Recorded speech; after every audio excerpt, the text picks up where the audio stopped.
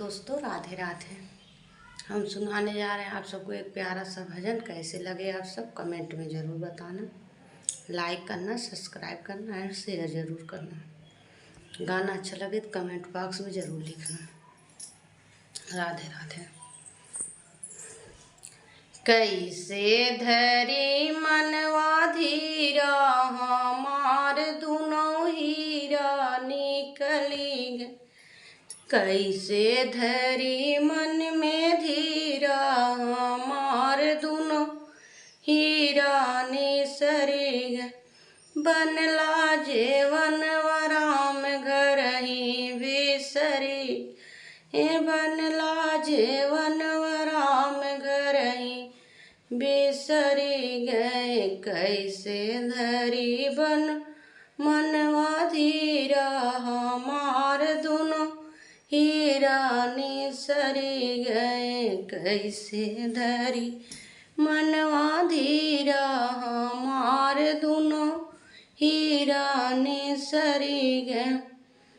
सोने के झंझर गेड़ुआ सुरहिया भे पानी, जजरे गेड़ुआ सुरहिया भे पानी। बनला गेड़ुलवा राम घर ही बिसरी गए। कैसे धरी मनवा धीरा, हमार दुनो हीरा निसरी गए। कैसे धरी मन के धीरा, हमार दुनो हीरा निसरी गए। लाची लवांग के बीरा जोड़ावेला, लवांग के बीरा जोड़ा। बनला बीरऊ राम घर ही बिसरी।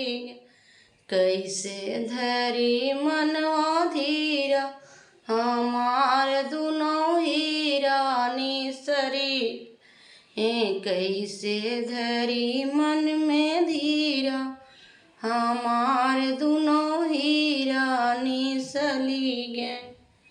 हीरा निकर गे राम घर ही बिसरी गए। हीरा निसरी गे राम घर बिसरी गए। कैसे धरी जियरा दी, हमार राम भोरवै निसरी गए।